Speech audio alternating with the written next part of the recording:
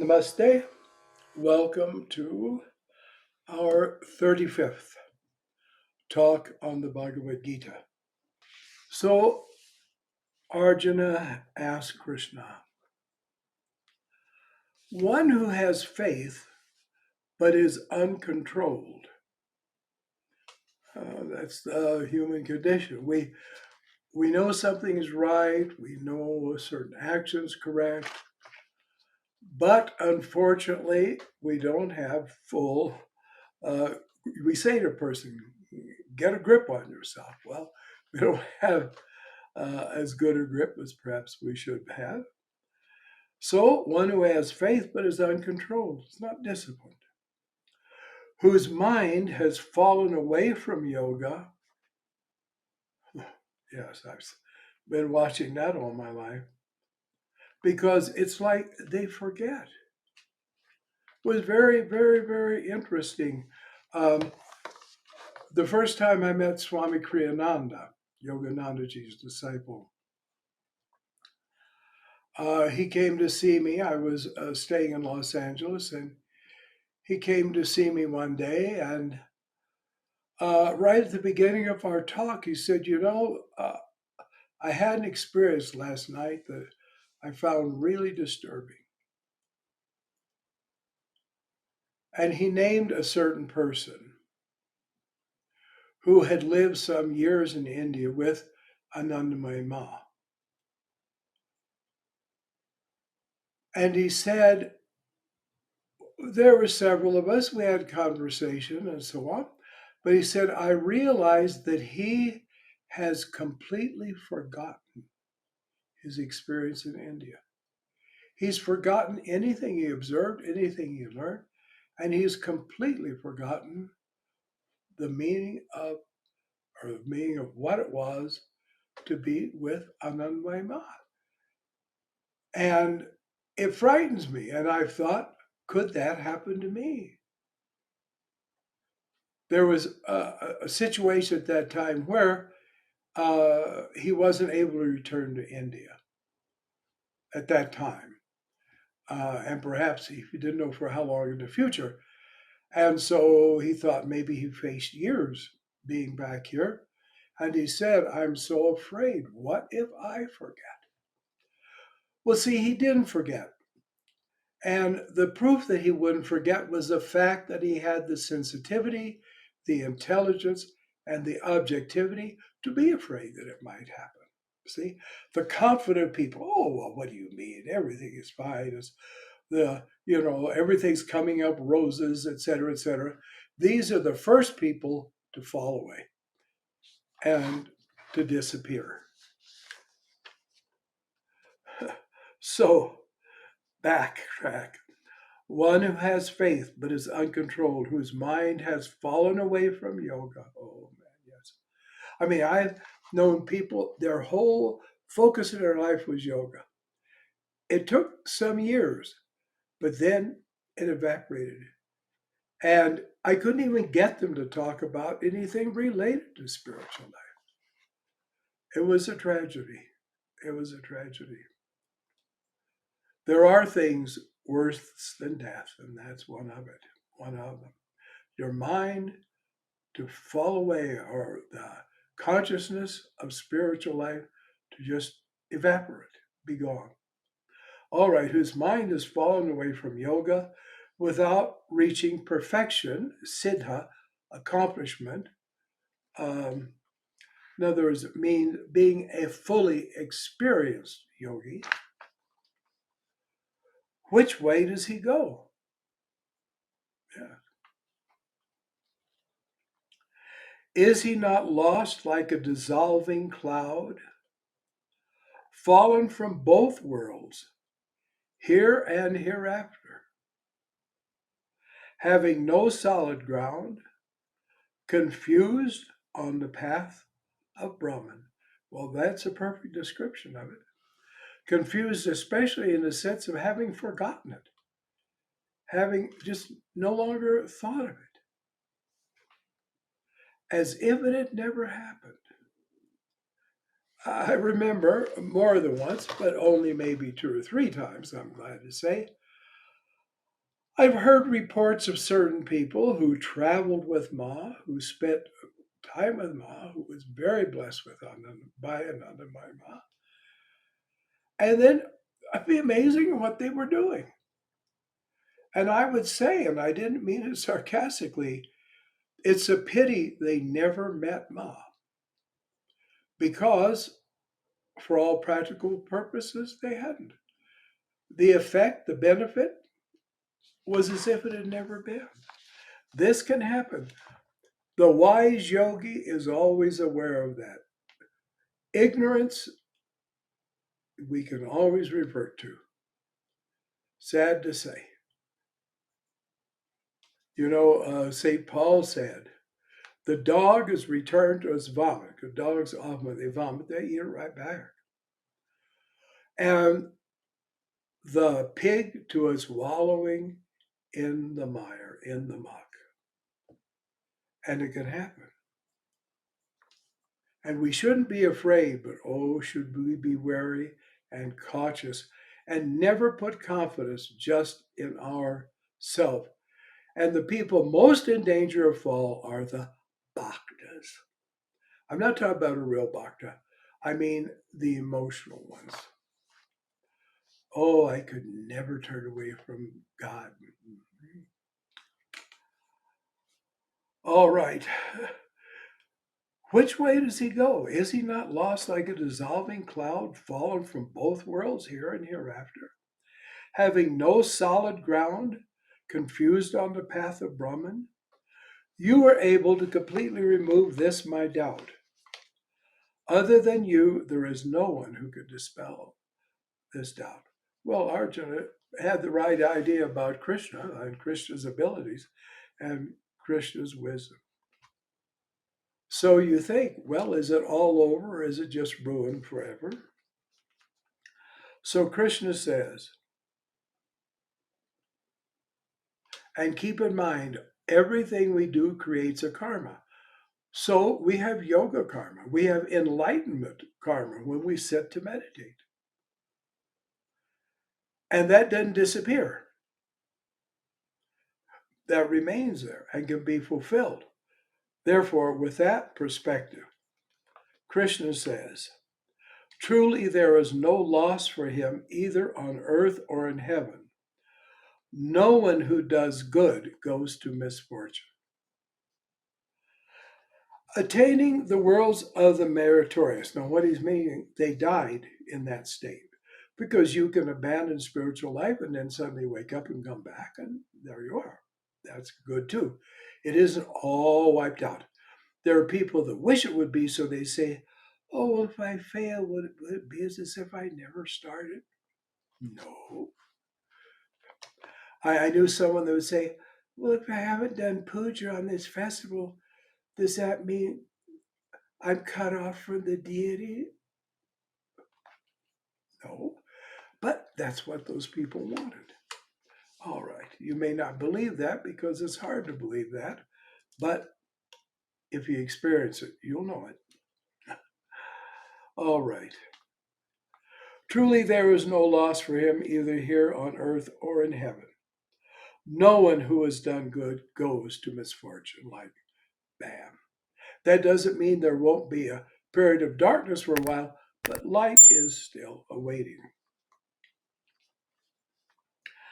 Attaining the worlds of the meritorious, because sadhana creates phenomenal positive karma, not just spiritual karma, clear across the board. Many people who are ill are cured of even chronic illnesses by meditating. Doesn't mean it's a guarantee, but it does often happen. All right. Attaining the worlds of the meritorious, having come to a high level, having dwelt there for countless years. I mean, he may go to a heavenly world for some hundreds of years, thousands of years. He who has fallen from yoga is reborn in a happy and illustrious family. Now, it's interesting that only yesterday I was looking at the Gospel of Sri Ramakrishna, which is a record of his conversations over the course of a few years. In fact, the book itself is nearly 1,000 pages long. And there was this very rich man who came to see him. And Sri Ramakrishna cites this verse and says, it's a sign you've been a yogi in your previous life that you were born in such a wealthy family here, meaning India and also Calcutta, which is where he lived, here in this place. In other words, a family of illustrious Hindus. And it's happened because you did tapasya in a previous life. So we always think, well, spiritual karma will only give spiritual result, but it can also produce material result. So such a person will be reborn in a happy, not a gloomy religious, a happy and illustrious family. Or else he may be born into a family of wise yogis. Wise yogis means they're practicing yogis. They are doing yoga sadhana. They are yoga sadhakas. And then, so he'd be born in a whole family of them. Well, then from his birth, he'll be hearing it, he'll be seeing it. And naturally, he will eventually be doing it right along with them. I have lived with families that had small children, preschool children, and those children were already learning to do meditation and spiritual life right from that early time. Because when you find a supposedly religious family that has irreligious children, then they are hypocrites. They're not religious. Because for the first dozen or so years of your life, you're almost indistinguishable from your parents. Your pranic bodies are still connected profoundly to them. And they often think and act through you, though you don't realize it. They don't realize it too, but they do. That's why watch a supposedly spiritual person's children. The children are doing on the conscious level what the parent wants to do, but unconsciously, and will not admit to themselves, which is true. So it's not so hard to get born among the rich, but to be born among yogis, wise yogis, intelligent yogis, not like, oh yes, I do 2 malas of japa a day of Krishna and the tears just flow. I'm talking about a yogi, not an emotionally unstable person. All right. Truly, a birth such as that is more difficult to obtain in this world. You can tell me, because where do you find a family of wise yogis? There he regains the knowledge he acquired in his former incarnation. Yes, it will come back. It's just, for example, let's talk about a favorite subject. Let's talk about me. Uh, when I was about 3 years old or so, I had this conviction that if I could go and close myself in a closet and sit there, something would happen to me. I didn't have an idea at all, but just something was it. And I really needed to do it. And so finally, I was at my grandparents' house and I watched, and my mother and grandmother were occupied in something. My father was perhaps at work, I don't know. My grandfather wasn't there. He was no doubt down in his workshop. So I went sneaking into my grandfather's room and opened the closet door, got in there, sat down, pulled it closed because something's going to happen. And then I sat there. I don't know if I even closed my eyes. Well, I saw a thing. It must have been some kind of psychic or astral thing. I don't. It wasn't a hallucination.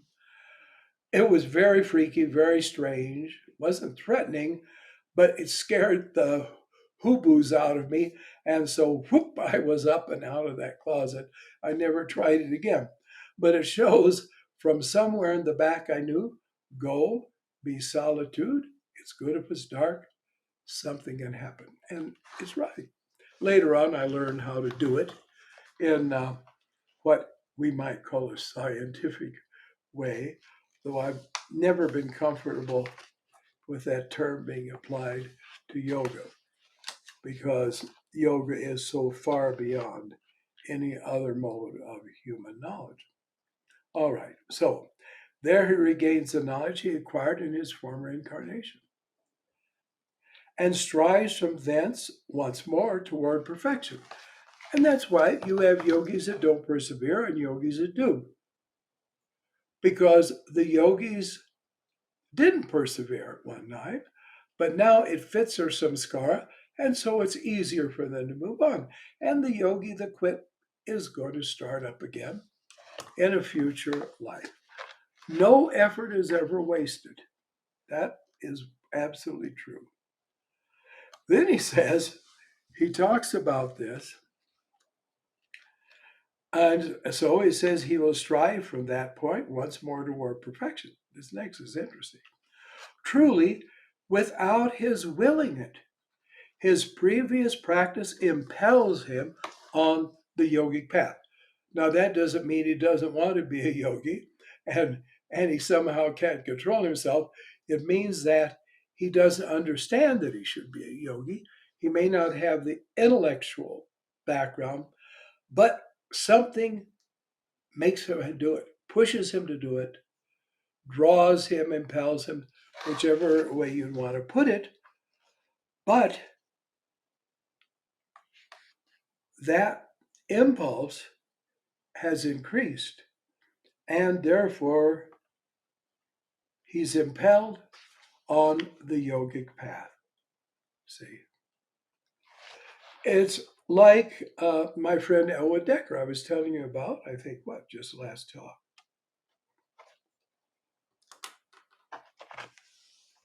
He met Yogananda Ji in the 1920s. He saw him speak, and he said it was incredible. What was very interesting, too, let's think about music. Yogananda played the veena, and I think I've mentioned, he said that when he played the veena, it was like areas of consciousness, blocks of consciousness were just opening up to you. So a friend of his had become Yoganandaji's disciple, and he liked Elwood very much, and he wanted Elwood to have the same advantage he did. It was just natural. It was positive, of course. So he engineered it so Elwood one day was standing right in front of Yoganandaji, and the man said, "Oh, this is my friend Elwood Decker. I hope he'll become a yogi." Well, Yoganandaji reached out and took his hand and said, "Decker, Decker, Decker." And then he let go of his hand and smiled and said, "Perhaps later." And it was about 30 to 40 degrees, 30 to 40 years later, and he became a yogi, you know.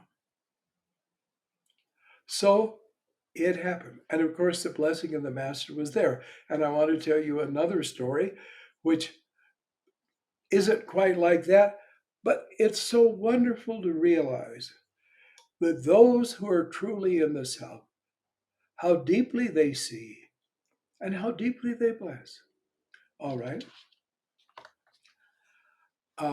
When I was attending the Hollywood SRF Center, there was a very, very faithful member named Norval Brodeen. Norval was there every time, Sunday morning, Sunday evening, where very few people came. It was just a small meditation. Often we had 5, 7 people. Thursdays, there was a talk in the evening, and on Fridays, there was a special 1.5 hour meditation. Norval was always there. And sometimes I've come onto the property there because I live just across the alley. And Norval would come walking out of the chapel. It might be 1 in the afternoon. And he had his blanket that he meditated on with him. So at other times he went and he meditated. Well, Norval had been living there in Los Angeles for years during Yoganandaji's lifetime. And, you know, even devotees can get silly ideas and they can get crazes. So Norval thought, well, if I was worthy, I would have met him. All these other people met him. So if I was really worthy and if I was really for the yoga life, well, I would surely have met him because he had a great feeling in his heart for Yogananda. Okay, so Norval started getting depressed and started just feeling like, well, I mean, if I had any substance to me, why he would have called me, etc. So fortunately, one Sunday morning after the talk and so on there, when Norval was out, people would usually stand around talking and go in and eat in the Yoganandaji's restaurant there. So anyway, he was just sort of standing there by himself, still kind of thinking, oh. And Eugene Benvo, who had known Yoganandaji from when he was about 11 or 12 years old, and had spent tremendous amount of time with Yoganandaji, came up to Norval and said, I want to tell you something. He said, one day, the master asked me to drive him to Encinitas. So we were going along down the highway, and when we came near Encinitas, you were standing there trying to hitch a ride on the other side of the highway. And Master said, do you see that young man? One day you will be seeing a lot of him. Now, there is one of the traits of a master. Even before you know what may be something that will come up, that may even be an obstacle or some kind of unhappiness or unsettlement, they're already taking care of it. That is the truth. That is the truth. Such are these great people. They're not people. These gods on the earth. And that's the end of our time. So, thank you. Namaste. And until we meet again.